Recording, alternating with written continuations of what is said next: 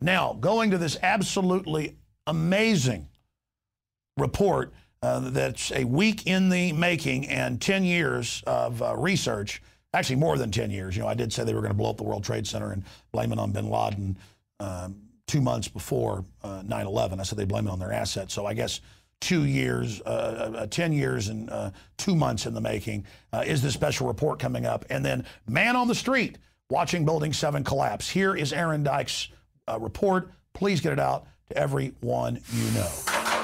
10 years later, Americans are still struggling with how to remember 9/11. Those patriotic feelings that swelled up in so many after the attacks simply no longer match the world that's grown up around us.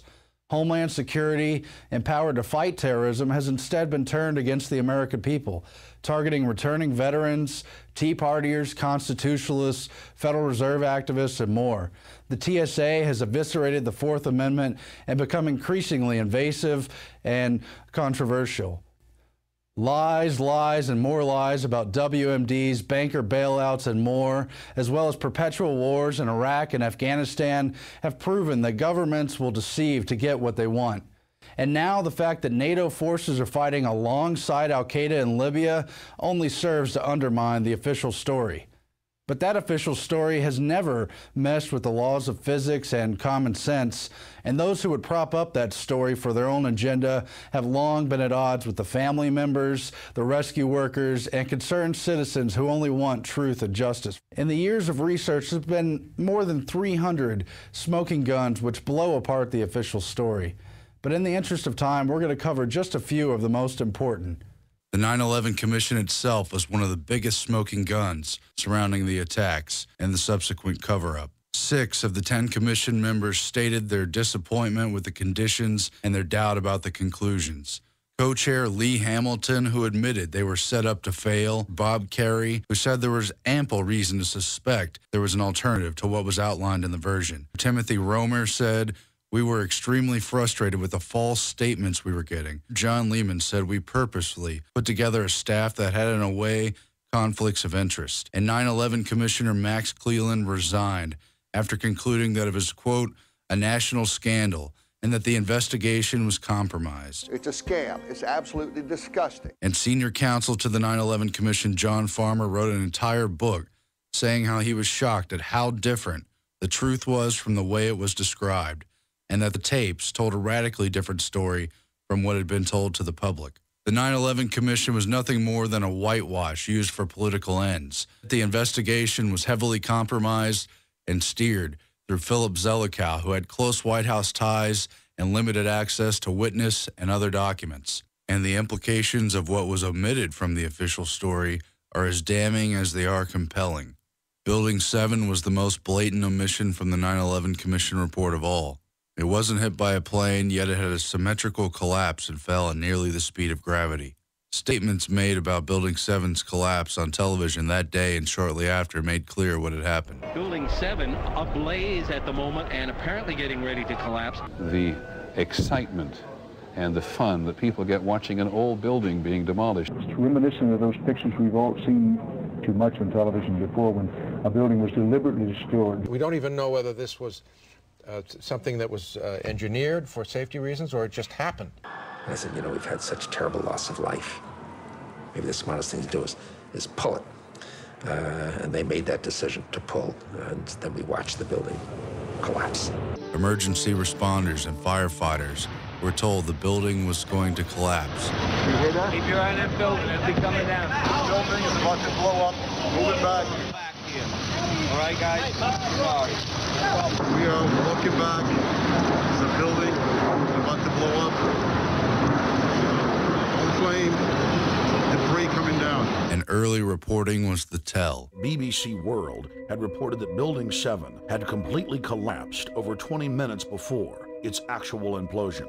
Now, more on the latest building collapse in New York. You might have heard a few moments ago I was talking about the Salomon Brothers building collapsing, and indeed it has. As you can see behind me, the Trade Center appears to be still burning. It then emerged that Aaron Brown of CNN reported from a rooftop overlooking Ground Zero that Building 7 had collapsed over an hour before it actually fell. We are getting information now that one of the other buildings, Building 7, in the World Trade Center complex is on fire and has either collapsed or is collapsing. And you, to be honest, can see these pictures a little bit more clearly than I. But the clincher is that NIST was unconfident in its own conclusion after years of delay in its report, finding only a, quote, low probability that the building fell due to fires. NIST refused to test for the theory of controlled demolition. The simplistic explanations of the cartoonish official story have been picked apart. More than 1,500 professional architects and engineers have put their reputations on the line, insisting that the laws of physics are not optional during a terrorist attack. Collapsing towers that couldn't have been brought down by jet fuel, evidence of demolition, testimony from police, firefighters, and other rescue workers who witnessed bombs that day were ignored by the 9/11 Commission. Video evidence showed molten steel, but NIST denied this. When you see molten steel running down the channel rails, like you're in a foundry, like lava. But public sentiment has shifted. Whereas early polls in 2002 showed very few skeptics, as the years moved along, there have been more and more who doubt the official story. In 2006, more than 80% of people were found questioning the 9/11 official account, and more than a third believed it was an inside job or that the U.S. government had a role in the actual attacks. Now, after 10 years, it's the government who has to prop up their own official account. The lies have simply worn thin. The people are now ready to hear the truth. It was elements within our own government working with the terrorists to bring down this country. We're here to make sure that the official story continues to collapse. We're here to expose the terrorists, the people that really carried out 9/11, the criminals inside the military-industrial complex. Clearly, our leaders have lied to us. But what really happened? Without knowing every detail, we understand that the official story was paper thin and made for the movie screen. It was more than just incompetence on prior warnings and ignored intelligence about the terrorist. No warning signs that I'm aware of. And it was a revelation that the White House had no intention of making public. President Bush was told in August that Osama bin Laden might be planning an attack involving the hijacking. Could have predicted. Nobody in our government, at least. August 6th PDP. I believe the title was Bin Laden Determined to Attack Inside the United States. The entire national security structure was compromised. More than 20 drills in various federal and military agencies simulated scenarios that later paralleled the real attacks. NORAD stood down as the hijackers approached their targets the day of 9/11. Fighter planes, radar monitors, emergency response components, and other capacities were disabled by some 20 different drills going on throughout government on the day of 9/11. The left hand didn't know what the right hand was doing, but somebody was operating the system. A shadow network connected the stand down. But if it was a conspiracy, why hasn't anybody talked?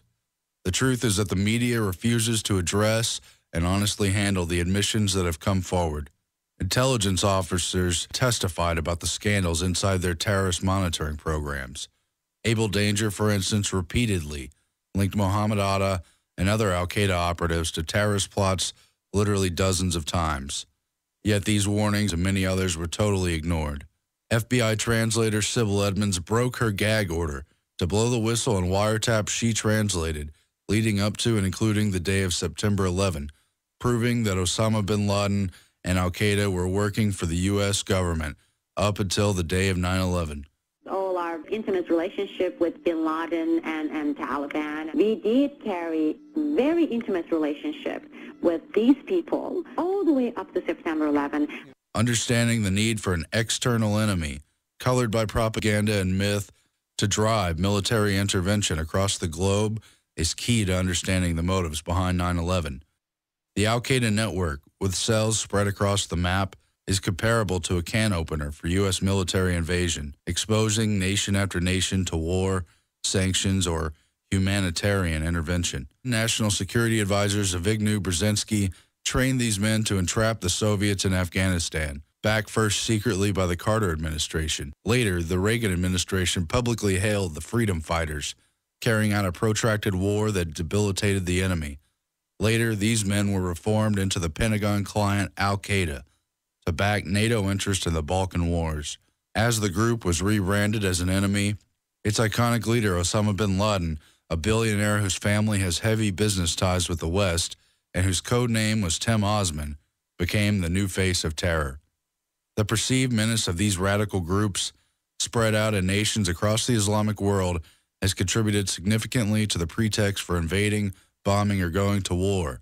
Qui bono, who benefits? History confirms false flags behind nearly every major war, from the Gulf of Tonkin, the USS Maine, babies thrown from incubators, WMD lies, and so much more. Many of our leaders burned around the potential that a false flag could provide for their foreign policy and domestic agenda. The Project for a New American Century, or PNAC, the neocon group that would soon fill much of the Bush administration, wrote in 2000 how a, quote, new Pearl Harbor could help them pursue their plan for a global American empire, noting that a catastrophic and catalyzing event would help move their agenda forward in a timely fashion.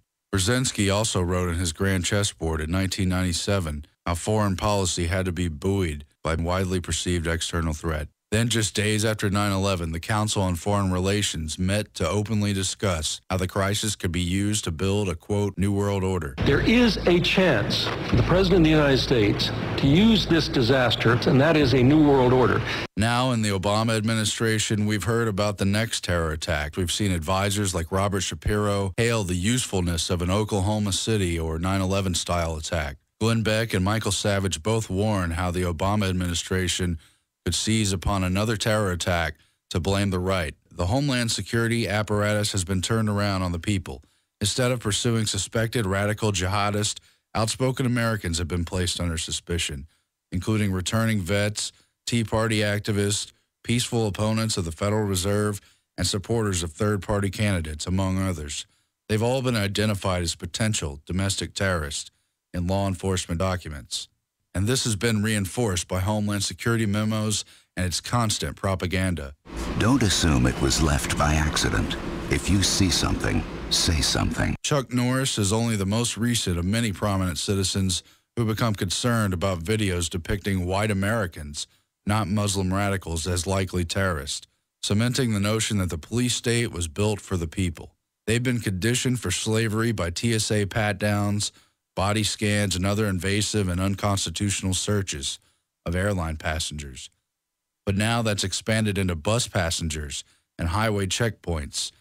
The system will never admit the truth that's plainly in front of us. It's simply too invested in the lie. But the truth will come out through tireless research and persistent efforts. It already has in so many thousands of documents filed through Freedom of Information requests and in the hundreds of professionals in media, government, military, and other areas who've blown the whistle on their part of the schemes. The truth about 9/11 has a dangerous parallel to the JFK assassination. Even as more and more of the truth came out and new investigations were done, including several within Congress itself, the government still stuck by the official lie established by the Warren Commission. And if we don't stand up now, the same thing's going to happen with this terrible and tragic event. Meanwhile, we must never stop seeking the truth and demanding answers. Eventually, we will win. I'm Aaron Dykes reporting for InfoWars Nightly News. Alex, back to you. Great job, Aaron.